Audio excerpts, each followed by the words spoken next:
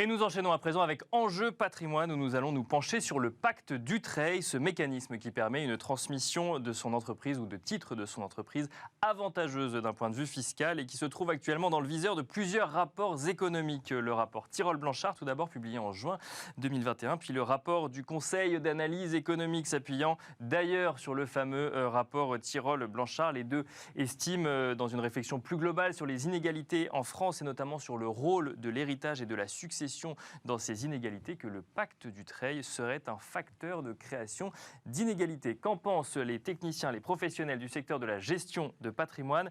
Nous avons le plaisir de recevoir pour en parler Laure Varasté, ingénieure patrimoniale chez Odo BHF. Bonjour Laure Varasté. Bonjour. Bienvenue sur le plateau de Smart Patrimoine. Nous avons le plaisir de recevoir également Anna Gozlan, associée fondatrice de Kermony Office. Bonjour Anna Gozlan. Bonjour. Et bienvenue également sur le plateau de Smart Patrimoine. Alors l'idée, le pacte Dutreil, effectivement tout le monde ne connaît pas, donc on va essayer de le définir un petit peu et après on va se poser la question de savoir pourquoi est-ce qu'il est dans le viseur de ces rapports économiques et ce que vous en pensez. C'est ce qui nous intéresse en priorité. Tout d'abord, Anna Gozlan, pour le définir, le pacte Dutreil, on peut peut-être commencer par le replacer dans un contexte économique. C'est un dispositif qui n'est pas si vieux que ça. On parle des années 2000 pour le coup. Tout à fait.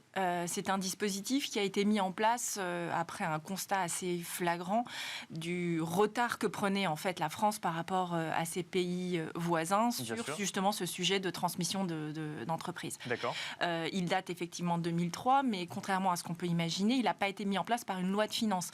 On est plutôt en fait sur des lois économiques, d'initiatives pour les PME, que ce soit en 2003 ou même sur son renforcement en 2005. On est dans le cadre en fait de loi économique et ce n'est que beaucoup plus tard que la loi de finances en fait est venue se mêler, essentiellement pour encadrer des pratiques, les contrôles et les doctrines administratives. Alors vous parlez de retard par rapport à des voisins européens, retard à quel niveau, où le bas blessé en France par rapport aux pays européens? Alors concrètement en fait, quand on regarde un peu en arrière, dans les années 80, vous aviez le nombre en fait d'ETI en France était équivalent typiquement à l'ex-RFA.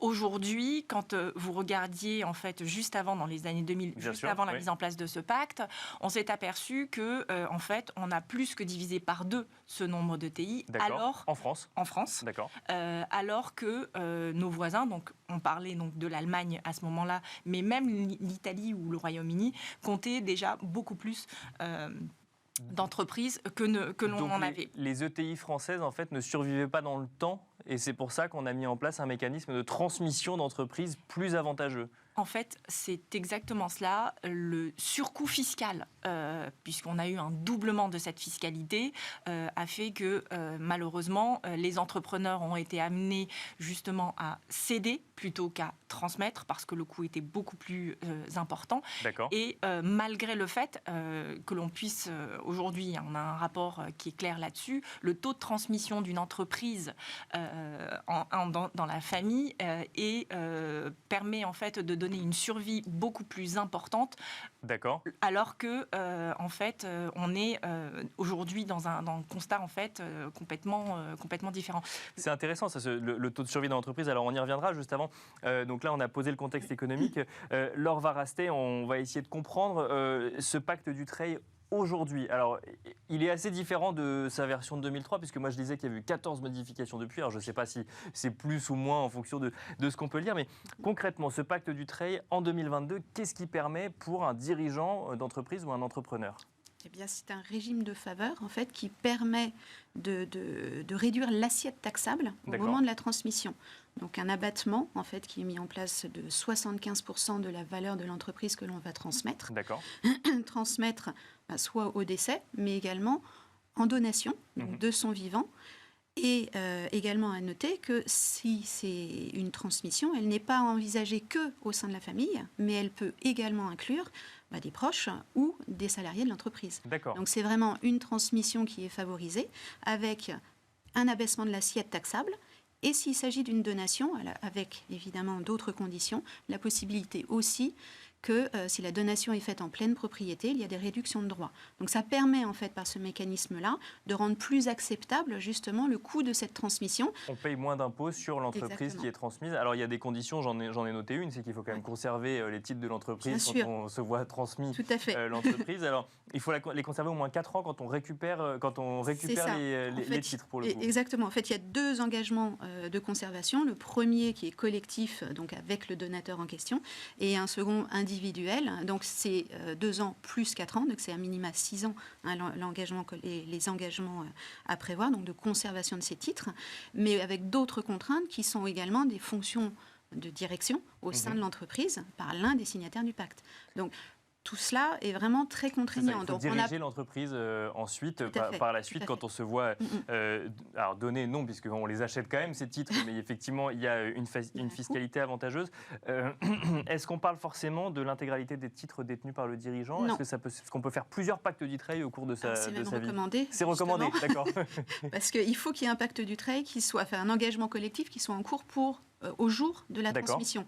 Donc automatiquement, il va falloir envisager plusieurs pactes pour impliquer peut-être plusieurs membres de la famille ou plusieurs membres justement de direction et faire en sorte que ces différents pactes puissent être reconstitués tous les 2 ans si la transmission n'a pas eu lieu. Donc en fait, on va multiplier, il ne faut pas non plus bien sûr. Non, mais au faire moins... de trop, mais faire rouler ces pactes de façon à ce que l'on puisse mettre en œuvre ce type de dispositif. Alors Anna Gozlan, je mentionnais en introduction donc du coup 2 rapports qui pour le coup mettent le pacte du trade dans leur viseur. Alors de manière beaucoup plus générale, il s'attaque au sujet de l'héritage, de la succession, qui, du coup, selon ces rapports, favorise un certain nombre d'inégalités, et notamment qui calcule la part de l'héritage dans la fortune effectivement des Français donc en 2020, 2021 ou 2022, part de l'héritage qui grossit. C'est pas notre sujet ici, on l'a déjà traité dans d'autres émissions. Là, on est vraiment sur le pacte du trade. Pourquoi est-ce que ce pacte du trade est dans le viseur aujourd'hui ? C'est parce que ce que sous-entend le rapport, c'est ou ce que dit clairement le rapport, c'est que du coup, on fait une fleur à ses héritiers, on transmet une entreprise, c'est pas forcément les plus indiqués pour la diriger, et qu'il faudrait le supprimer pour permettre à d'autres de récupérer l'entreprise. Mais ça va à l'inverse de ce que vous nous avez dit sur le contexte historique. Donc c'est pour ça que j'essaie de comprendre. Tout à fait. D'autant que si on souligne un autre chiffre qui est quand même assez intéressant, le taux de transmission en France est largement inférieur à celui de nos voisins à nouveau. On est à 17% quand on est à plus de 56% en Allemagne. D'accord. Donc remis dans le contexte, on peut comprendre en fait la volonté de ces auteurs économistes qui partaient en fait d'une bonne idée, effectivement, de rétablir des égalités, mais effectivement, le vrai sujet, c'est que l'on se retrouve dans une situation où on écarte de facto en fait des héritiers sous prétexte qu'ils ne sont pas en fait capables ou qu'ils ne seraient pas suffisamment compétents, mais en réalité, on se pose à juste titre la question de savoir si ce n'est pas une simple idéologie qui est derrière.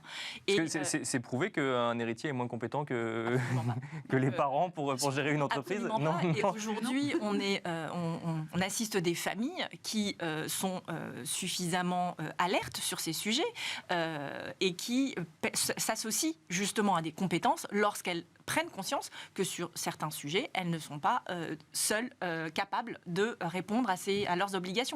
On a un véritable besoin aujourd'hui dans le tissu économique et on ne peut pas, du revers de la main, décider d'y mettre fin sous prétexte qu'ils seraient moins compétents. Laure Varasté, d'ailleurs, vous avez mentionné qu'on n'est pas obligé de transmettre qu'à sa famille, pour le coup, dans le pacte du trade. On peut déterminer qui va récupérer l'entreprise et faire un pacte du trade. Donc, votre réaction comme Anna Gozlan sur le sujet, sur le fait que ce soit dans le viseur aujourd'hui de ces rapports? Ce qu'il faut reprendre, pour rebondir sur ce que vous disiez, c'est vraiment essayer de préserver l'entreprise et de pérenniser l'activité, pérenniser le savoir-faire, pérenniser l'emploi.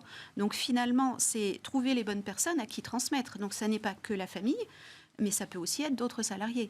Alors c'est vrai qu'on a peut-être cette image, et c'est peut-être pour ça que c'est dans le viseur, on va transmettre un capital, un patrimoine à ses descendants, c'est peut-être ça qui est visé, mais en réalité, c'est mis en place de façon beaucoup plus large. D'accord. Ça n'est pas que les descendants, ça peut être des tiers, ça peut être une famille beaucoup plus large. L'idée, c'est de trouver le bon dirigeant pour justement poursuivre l'aventure. Donc le fait que ce soit dans le viseur de rapports économiques ne fait pas forcément sens, si je comprends bien, du point de vue du dirigeant ou d'un point de vue économique. Pas du tout, justement, parce que en fait, on peut même se retrouver avec une mise en place de pactes qui combine, à partir du moment où, très justement, leur disait tout à l'heure qu'on anticipe. Le premier des conseils, c'est justement l'anticipation pour pouvoir organiser cette transmission. On combine des solutions, aussi bien en fait avec des membres de la famille que des salariés. Et cette anticipation permet en plus de donner à cet outil une force qui est quand même assez importante, c'est celle de la gouvernance. C'est un outil de gouvernance d'entreprise aujourd'hui. Bien sûr, et de suivi de gouvernance, effectivement, dans le temps. Tout à fait, dans le temps. Exactement. Et ce qui est assez amusant, c'est que justement dans le rapport, dans la note du CAE, ils mettent en avant que c'est un outil beaucoup plus utilisé parce qu'il y a de plus en plus de pactes signés. D'accord. Non, c'est le dispositif qui fait que pour être sûr d'être dans les conditions d'application, on va multiplier les pactes. Et non pas parce que c'est un dispositif intéressant que l'on va en faire de plus en plus. D'accord, c'est pas juste un avantage fiscal, c'est que derrière, il y a d'autres sujets que juste l'avantage fiscal. Exactement. Et effectivement, il ne faut pas regarder. C'est pas le bon compteur à regarder. C'est pas le bon compteur à regarder, l'avantage fiscal. Non.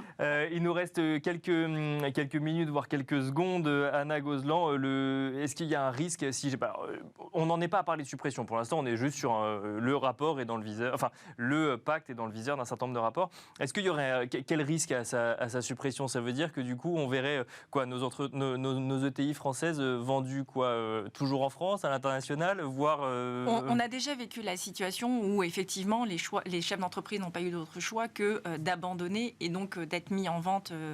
Et souvent, ce sont des groupes étrangers ou des fonds d'investissement qui viennent en fait en grand cheval blanc sortir. Et donc là, il y a le sujet de gouvernance que vous mentionniez. Et là, il y a un vrai sujet, d'autant qu'en plus, on s'aperçoit en regardant en fait la dernière crise que nous avons connue, le Covid-19, c'est vraiment dommage de se priver de cette force qui est en fait nos ETI. Lorsqu'elles sont transmises en entreprise, elles ont une véritable vision à long terme. Et cette pérennité leur donne finalement une certaine résilience face à ces crises-là. Et ce sont elles qui s'en sortent le mieux dans ce genre de contexte. Merci beaucoup Anna Gozlan, associée fondatrice de Kermoni Office. Merci également Laure Varasté, je vous voyais acquiescer à ce que disait Anna Gozlan. Laure Varasté, ingénieure patrimoniale chez Odo BHF. Merci à vous de nous avoir suivis. Et je vous donne rendez-vous demain pour un nouveau numéro de Smart Patrimoine à 13h sur Bismart.